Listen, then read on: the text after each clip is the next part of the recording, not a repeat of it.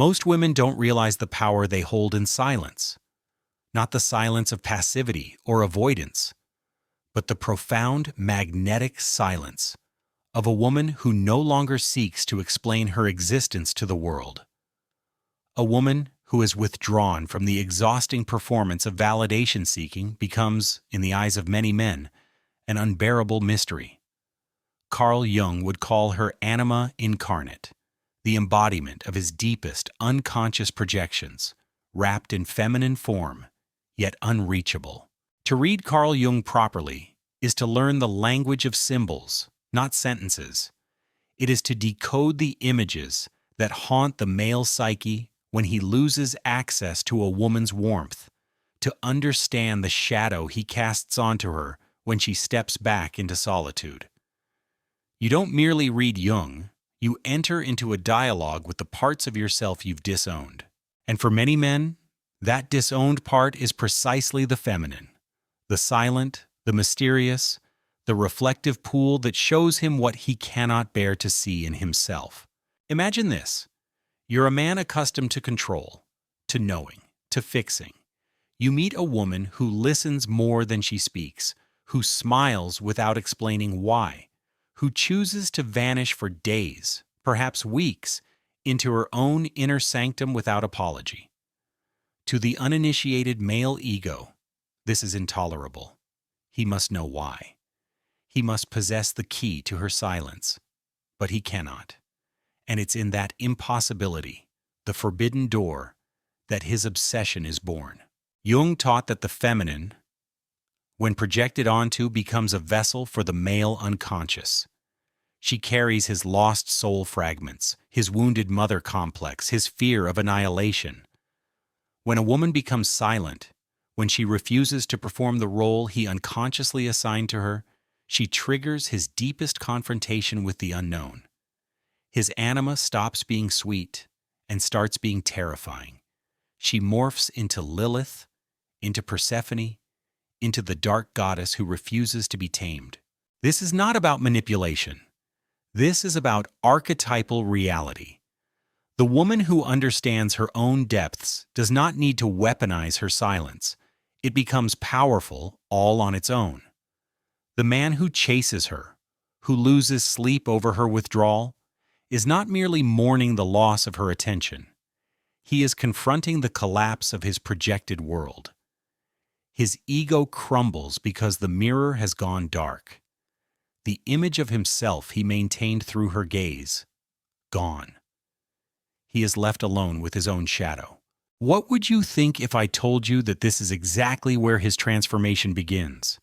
That obsession is not the end of the story, but the beginning of individuation? Jungian psychology teaches us that suffering opens the door to consciousness.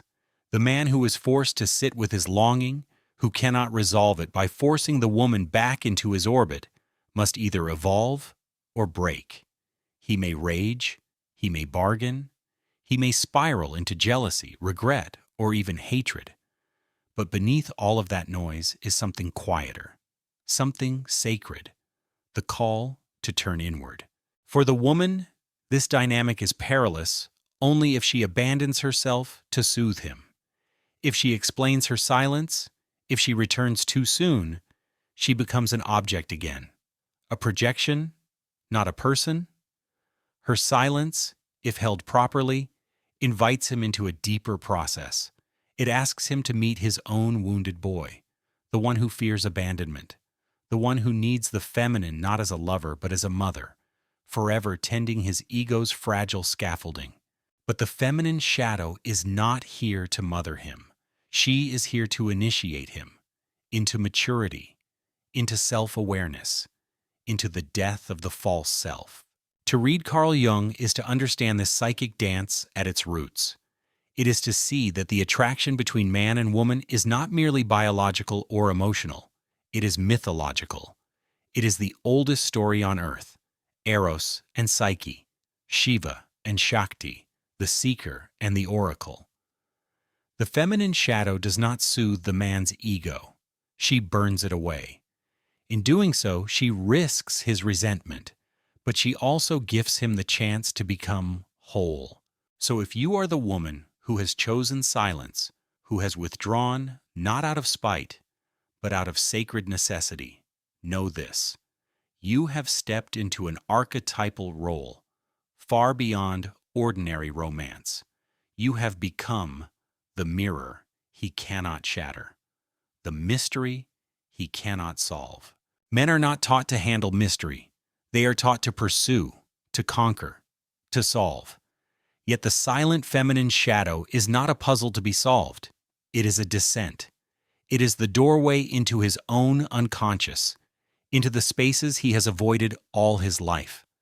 And this is why the withdrawal of a powerful woman strikes so deeply at the core of his being. It is not her absence that haunts him. It is the reflection of his own emptiness in the echo of her silence.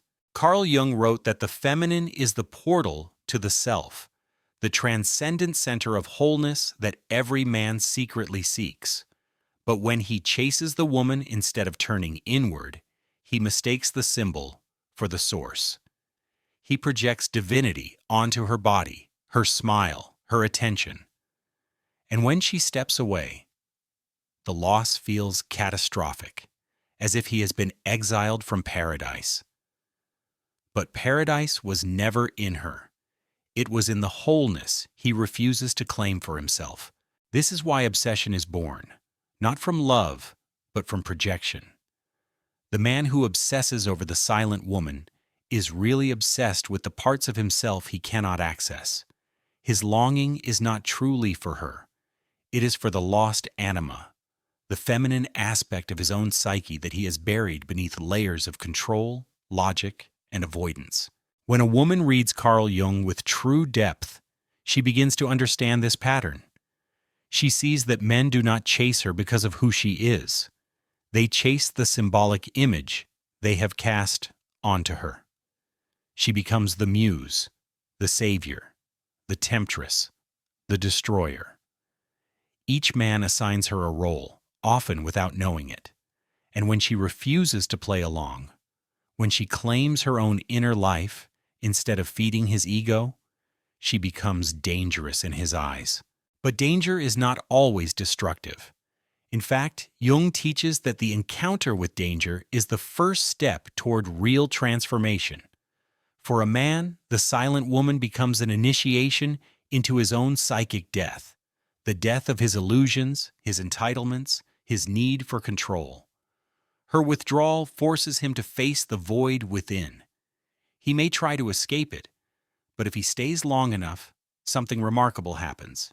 The alchemy of suffering begins. Stoic philosophers like Seneca and Marcus Aurelius spoke of this same principle in different words. They taught that loss is the universe's way of revealing what you have clung to too tightly, what you believed you owned was never yours. Epictetus said, "You are upset not by events, but by your interpretation of them." The man interprets the woman's silence as rejection, but it is actually an invitation to release his grip on her and on the illusions that bind him. For the woman, this is an act of courage. To stay silent when a man demands answers requires strength, not cruelty. It requires the ability to withstand his projections without collapsing under the weight of his fear. She must hold her ground, not as a game, but as a sacred boundary. She is not his mother. She is not his therapist. She is not responsible for fixing his inner world. And yet, paradoxically, her refusal to fix him is the very thing that can lead to his healing. Because only through the confrontation with his own shadow can a man integrate the parts of himself he has disowned. Jung called this process individuation, the becoming of a whole human being, no longer fragmented by ego defense mechanisms or childhood wounds. But individuation cannot happen if the woman constantly soothes his insecurities, explaining herself to make him feel safe. There is an old alchemical saying, solve et coagula, dissolve and coagulate, break apart, and then come back together in a new form. This is what the silent feminine shadow does to the male psyche. She dissolves his attachments, his projections, his need to control the narrative. And if he allows it, he will coagulate, he will reform into something stronger, wiser, and more authentic. But not all men will choose this path. Some will double down on resentment. Some will label the woman cold, manipulative, or heartless. This is the ego's last defense against annihilation, to blame the mirror for the reflection, to call the silence cruelty instead of initiation. And yet, beneath all of that noise, something ancient is stirring. The man who cannot forget the silent woman is not weak. He is standing at the edge of his own transformation. Whether he steps forward or retreats is his choice. But the door has been opened, and it cannot be closed. The woman who chooses silence does not do so to punish the man. She does it because she has learned the cost of over-explaining herself, of over-giving, of constantly filling the empty spaces with words designed to keep his ego intact. She has realized that every time she explains her silence, she betrays herself. She leaves her own inner temple to enter his confusion, and in doing so, she loses the magnetic power of her feminine mystery, the very force that first drew him in. Jung understood this as the archetype of the withdrawn anima, the feminine principle that vanishes into the forest, into the underworld, leaving the man alone in the ruins of his own projections. This is not abandonment in the ordinary sense. It is a sacred rite of passage. The woman does not disappear because she is cruel. She disappears because she must return to her own source, to replenish what the world has drained from her. And in her absence, the man meets his first real teacher: solitude. What most men fear is not the loss of the woman's body. It is the loss of the mirror she provided. In her presence, he saw himself as desirable, powerful, needed. In her absence, he sees the hollow places he tried to fill with her attention. This is why her silence feels like death. It is not the death of love. It is the death of illusion. But death, in Jungian psychology, is never final. It is a symbol of transformation. The man who resists this process suffers endlessly, repeating the same pattern with woman after woman, chasing the anima in the external world rather than integrating her within himself. He becomes addicted to validation, to conquest, to the shallow high of being wanted. Yet beneath that addiction is a quiet desperation, a fear of meeting his own emptiness. The woman who understands this no longer feels compelled to perform for his comfort. She no longer tries to be the cool girl, the one who forgives too quickly, who explains too much, who softens her boundaries so he won't feel threatened. Instead, she becomes what Jung called a magna mater, not in the literal sense of motherhood, but as the archetypal feminine force that nourishes by standing firm in her truth, even when it is misunderstood. Some women might ask, but won't he leave if I stay silent? Won't he replace me with someone easier? Perhaps, but the man who chooses the easier woman is not ready for the depth of real connection. He is still running from his shadow, still seeking comfort over growth. And so the woman who knows her worth lets him go, not out of bitterness, but out of reverence for her own sacred path. If a man stays, if he chooses to lean into the discomfort of not knowing, of not controlling, something profound begins to unfold.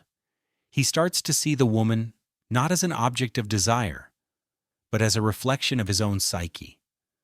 Her silence becomes a meditation, a mirror for his projections. He begins to ask, why do I need her attention so badly? What part of me cannot survive without her gaze? This is the first crack in the ego's armor. It is the moment when the obsession shifts from external fixation to internal exploration. He may start to journal, to reflect, to revisit the wounds of his childhood. He may begin therapy or shadow work, or simply sit in silence and feel the ache without rushing to escape it. This is where real growth begins, not in chasing the woman back, but in chasing his own wholeness. Jung said, "Man's task is to become conscious of the contents that press upward from the unconscious." The silent woman becomes the catalyst for this task. Her withdrawal pulls the man out of his sleepwalking state and forces him into awakening. It is not a comfortable process. It is not romantic. It is raw, terrifying, and necessary. For the woman, watching this unfold requires patience and trust. She cannot control his path. She cannot force him to do the inner work.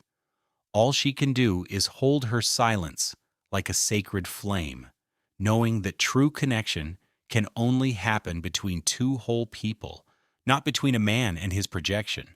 So she waits, not for him, but for herself. She waits for the moment when her inner world feels nourished, when her boundaries are intact, when she can re-emerge not as a caretaker of his ego, but as a sovereign woman who chooses connection from fullness, not from lack.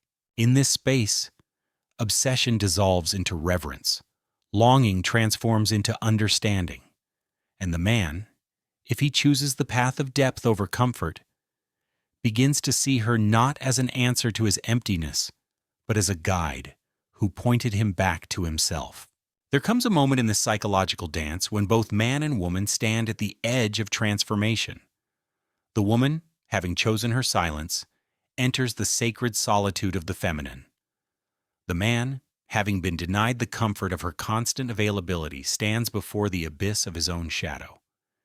In Jungian terms, this is the confrontation with the self, the hidden totality of the psyche, which includes all the parts he has disowned, rejected, or buried beneath performance and pride. The silent woman, by refusing to validate his ego, becomes the gatekeeper to this abyss. She is no longer the compliant anima figure, the fantasy projection that exists to soothe his insecurities. She becomes Persephone, descending into the underworld and taking his unconscious with her. And in her silence, she compels him to face the archetypes he has tried to avoid: the wounded inner child, the fearful adolescent, the aging man who dreads insignificance. In the Stoic tradition, Marcus Aurelius warned of this very confrontation when he wrote, "You have power over your mind, not outside events. Realize this, and you will find strength." The man who obsesses over the silent woman is still trying to control the outer event, her withdrawal, rather than exploring his own inner chaos. But obsession cannot be resolved by force. It can only be dissolved through introspection. This is where the psychological split begins to heal. If the man is courageous enough to stay with his discomfort, to feel the ache without escaping it, he will begin to sense that what he thought was about the woman is actually about himself. The longing, the desperation, the fear of abandonment, these are not caused by her silence. They are revealed by it. Jung would call this the process of shadow integration. The parts of the psyche that have been repressed, fear of inadequacy, fear of failure, fear of rejection, rise to the surface when the anima withdraws her light. The woman's silence becomes the crucible in which the man's ego is burned away layer by layer until something deeper emerges: humility. And with humility comes clarity. The man begins to realize that no woman can permanently fill the void inside him. No relationship, no romance, no sexual conquest will erase the parts of himself he has refused to face. The silent woman has given him a gift far more valuable than attention. She has given him the opportunity to evolve. But not every man will take this gift. Some will collapse under the weight of their own projections. They will demonize the woman, call her cold, accuse her of playing games. They will seek out other women who offer easier roles, who smile when they're expected to smile, who speak when they're expected to speak, who never challenge the fragile male ego. These men will continue the cycle of projection and disappointment, forever chasing what they refuse to integrate. For the woman, this can be heartbreaking to witness. She may be tempted to break her silence, to rescue him from his suffering. But this is not her work. Her work is to remain rooted in her own center, to trust the process of individuation, for herself and for him. She cannot descend into his chaos without losing herself. She can only stand at the threshold, a silent mirror reflecting his shadow back to him. This is why feminine silence is so powerful and so feared. It dismantles the illusion that connection is about possession. It shatters the fantasy that love is about control. In truth, real love requires space. It requires the willingness to let the other person meet their own demons without interference. The woman who understands Jung knows this in her bones. She knows that the male psyche will resist, fight, and even punish her for holding this boundary. But she also knows that the alternative, constant explanation, endless reassurance, self-betrayal, is a slower death. It is the death of her authenticity, her sovereignty, her connection to her own soul. So she chooses the harder path. She chooses silence, not as a weapon, but as an offering of space, an offering of reflection, an offering of initiation into the deeper mysteries of human connection. And for the man who accepts this offering, the journey does not end in obsession. It begins in awakening. He learns to sit with himself, to listen to the echoes of his own heart. He may discover, perhaps for the first time, what it feels like to be fully present with his own suffering, without demanding that a woman save him from it. This is the birth of emotional maturity. This is the alchemy of the masculine soul. And the woman, watching from her sacred distance, holds the space with grace. She does not rush. She does not chase. She does not explain. She lets the silence do what no amount of words ever could: transform. In this space of profound stillness, something ancient stirs beneath the surface of human behavior. It is older than romance, older than modern psychology, older even than language itself. It is the primal dance of masculine pursuit and feminine retreat, not as a game, but as a spiritual mechanism for growth. Jung called it the union of opposites, the sacred tension between the masculine and the feminine, between action and receptivity, between the known and the unknown. When a woman withdraws into silence, she reclaims her role as oracle rather than entertainer. She steps out of the exhausting loop of ego stroking and into the deeper rhythm of soul work. Her absence becomes not a rejection, but an initiation. Her refusal to explain teaches the man to read between the lines of his own unconscious. She invites him, not with words, but with energy, to see the ways in which he has been outsourcing his emotional regulation onto her presence. For the first time, perhaps, he is forced to ask himself, what am I without her gaze? Who am I when no one reflects my worth back to me? This is not a comfortable place for a man to stand. It is the barren desert of spiritual crisis, where the mirages of ego and control evaporate in the heat of solitude. And yet, it is here, in this psychological wilderness, that real initiation begins. Jung's writings on the anima reveal this secret, that the feminine in a man's psyche is both his greatest source of inspiration and his deepest source of fear. When she is available, when she smiles and soothes, she is his muse. But when she withdraws, she becomes his shadow. She becomes the dark goddess, the terrible mother, the figure who forces him to face the terrifying truth, that he is not yet whole. The woman who understands this does not take his obsession personally. She knows it is not truly about her. It is about the psychic wound that has been exposed by her silence.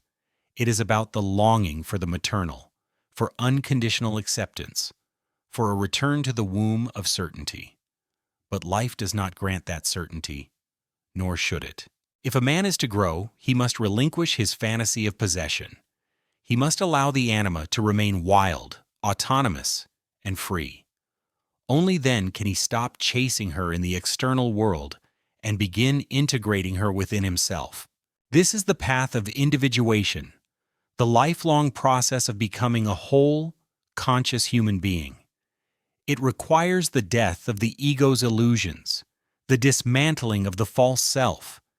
It is not comfortable work. It is not romantic. It is spiritual surgery, and the scalpel is silence. Many men will resist this process. They will seek distraction, new relationships, shallow pleasures that momentarily numb the ache. But the ache never leaves. It is the call of the self, echoing through the corridors of the unconscious, asking to be heard. For the woman, this can be a lonely place. To hold space for a man's transformation without stepping in to save him requires discipline. It requires trust in the process, even when the outcome is uncertain. She must become like the high priestess in the tarot, silent, watchful, attuned to the mysteries that cannot be spoken aloud. Her silence is not passive. It is potent. It holds the weight of every woman who has come before her, every oracle, every mystic, every wise woman who refused to be reduced to a mere object of desire. She carries the lineage of feminine power, the kind that is not dependent on validation or approval, the kind that exists beyond language. This is where the modern woman often struggles. We live in a world that demands performance, explanation, accessibility. To withhold any of these is to risk being called difficult, cold, or manipulative. But the woman who studies Jung understands that true feminine power does not explain itself. It simply is. And so she chooses to stay in her sacred silence, not as a punishment to the man, but as a gift to both of them. A gift of growth, a gift of discomfort, a gift of transformation. For the man who accepts this, the world shifts.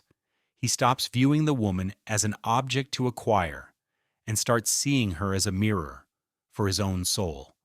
He learns to hold his longing with reverence, not desperation. He learns to find his own center, his own worth, without needing her to reflect it back to him. This is where the obsession fades, not because the woman becomes less important, but because the man becomes more whole.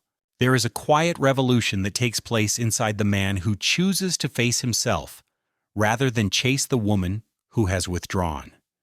It is not visible on the surface. There are no grand gestures, no dramatic confessions. The change happens in the unseen places, when he sits alone at night staring into the void her silence left behind, and realizes that the void was always his.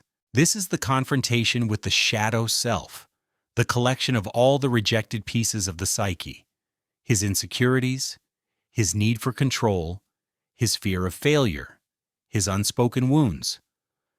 Jung wrote that no one becomes enlightened by imagining figures of light but by making the darkness conscious. The woman's silence becomes the catalyst for this illumination. Her absence shines a light on his darkness, forcing him to see it in sharp relief. And so he begins the slow work of reassembly.